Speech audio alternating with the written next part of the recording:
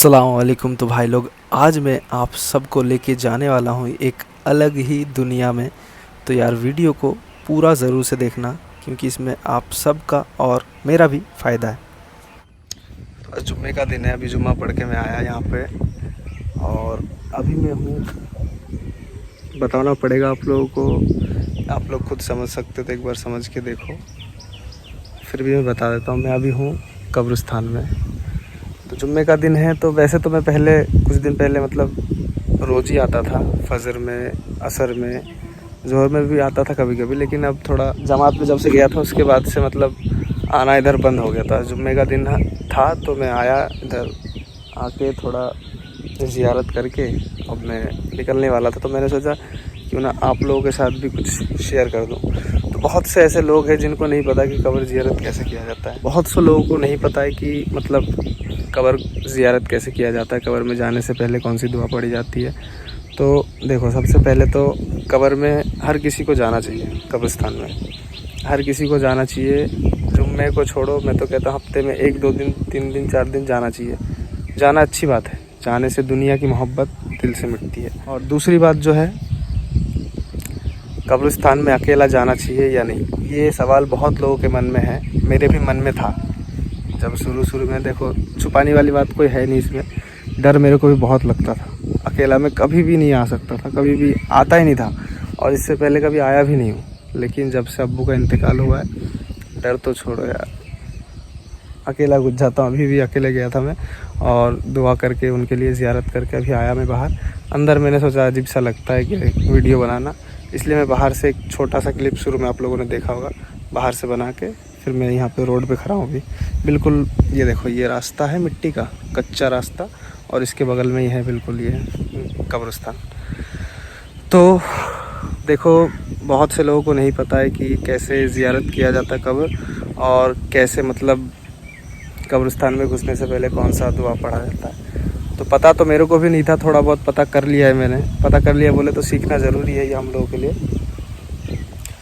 और हर मुसलमान को ये पता होना चाहिए, ठीक है। तो देखो, सबसे पहले तो पूरी दुआ जो है मुझे भी अभी याद नहीं है। कब्रिस्तान में घुसने से, पैर रखने से पहले जो दुआ है वो है अस्सलामु अलैका या अहलल कब्र, यानी कि आप सभी पर सलामती हो, ये कब्र में सोने वाले, यानी कि इस कब्रिस्तान में जितने भी सो रहे उन सभी पर सलामती हो। और इसका पूरा मतलब ये आधा है, ठीक है, और इसका पूरा दुआ कुछ उसके बाद कुछ और है, अस्सलामु अलैकुम या अहलल कब्र, उसके बाद कुछ और है थोड़ा सा, मुझे पूरा नहीं पता। और उसके बाद घुसने के बाद जिस कब्र पे आप लोग जा रहे हो उसको सलाम करें, जैसे फिज़िकली हम लोग करते हैं। सलाम करने के बाद अपना दुआ पढ़ें, जैसे कि दरूद शरीफ पढ़े 7 बार या 3 बार। उसके बाद जो भी आयतें आपको मालूम है, 4, 5, 6, 7, 8, 10, जितने भी मालूम है, अगर आपको पढ़ना है तो पढ़ सकते हो आप, ठीक है। और जैसा आप लोग सोच रहे हो कि बस ऐसे छोटा सा एक फातिहा जैसे करते हैं, ऐसे करके बस चले जाना जल्दी से ख़त्म करके, तो उसके लिए आप लोग कर सकते हो, जैसे 3 बार दरूद शरीफ पढ़े, उसके बाद सूरा फातिहा पढ़े, उसके बाद कुल पढ़े, उसके बाद अखलास पढ़े, उसके बाद मतलब यानी कि चारों कुल पढ़ के फिर दुआ कर सकते हैं। और बहुत सी दुआएं हैं जो मुझे नहीं पता है, लेकिन इतना कर सकते हैं कम से कम। और दुआ करना देखो बहुत अच्छी बात है। अगर किसी का, जैसे मेरा अब्बू है, इनका इंतकाल हुआ, तो इनके लिए मैं दुआ करूँगा तो अल्लाह कुरान शरीफ में कहते हैं, बताते हैं, माँ बाप के लिए बच्चों की दुआ, और माँ बाप अगर ज़िंदा हैं तो माँ बाप की दुआ बच्चों के लिए बहुत तेज़ काम करता है। तो माँ बाप अगर गुज़र जाए तो बच्चे अगर दुआ करते हैं ना, बेटी हो बेटा हो, सारे मिलके अगर दुआ करते हैं तो अल्लाह बहुत जल्दी कबूल करते हैं। तो इसीलिए मैं हर किसी को रिकमेंड करता हूँ, हर किसी को जाना भी चाहिए। रिकमेंड क्या करता हूँ, हर किसी को जाना भी चाहिए, और अपनी मतलब दिल, अपना जो दिल है ना, उसको भी थोड़ा सुकून मिलेगा, दिल से डर ख़त्म होगा, दुनिया की मोहब्बत ख़त्म होगी। तो हर किसी को कब्रिस्तान में जाना चाहिए। तो मैं अभी भी यहीं पे खड़ा हूँ, कब्रिस्तान में ही हूँ, और यहीं से वीडियो बना रहा हूँ। गर्मी लग रहा था तो इसलिए टोपी मैंने उतार दिया, अभी जुम्मा पढ़ के आया था उसके बाद। तो ये बात को ध्यान में रखो। और नमाज़ भाई साहब देखो, हर कोई सोचता है कि टाइम नहीं मिलता है, टाइम हाथ में है नहीं, क्या करें, काम में बिज़ी रहते हैं, सब कुछ बहुत कुछ कहते हैं। लेकिन भाई साहब, अभी हम लोग इस दुनिया में हैं, ये दुनिया खाली एक समझ लो टाइम पास का जगह है, इम्तिहान में हम लोग। किसी को नहीं पता कब किसका इंतकाल हो जाए, कब ये दुनिया छोड़ के जाना है। तो उससे पहले बेहतर समझदार वही है जो आखिरत की तैयारी करे। तो इसीलिए भाई देखो, सबको नमाज़ पढ़ना चाहिए, और पढ़ना ज़रूरी है। नमाज के बगैर कुछ नहीं है।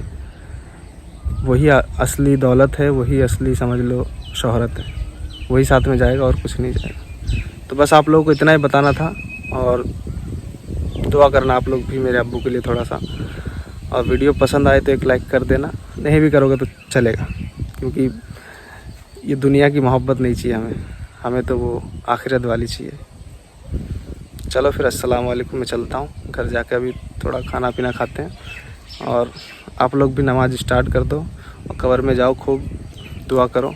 और अकेले जा सकते या नहीं, ये जो सवाल था ना, तो जा सकते अकेला इंसान। अगर डर लगता है आपको, जैसे मेरे को लगता था पहले, मैं अकेला जा नहीं पाता था, तो साथ में किसी को ले जाए। और मैं अकेला ही हूँ घर में लड़का, तो मेरे को तो भाई अकेला ही चलना है। अकेला ही बेहतर होता है, क्योंकि दुनिया में अकेले आए हैं, अकेले ही जाना है। किसी का मतलब इंतज़ार या किसी की समझ लो एहसान भी होता है कोई कोई, मतलब ऐसा मेरे साथ हुआ है। किसी को मैं लाता था साथ में, तो ऐसा लगता है कुछ दिन आने के बाद कि वो मेरे पे एहसान कर रहा है। तो किसी का एहसान लेने से अच्छा खुद ही करो, वही बहुत है। और अस्सलाम वालेकुम, बाय बाय।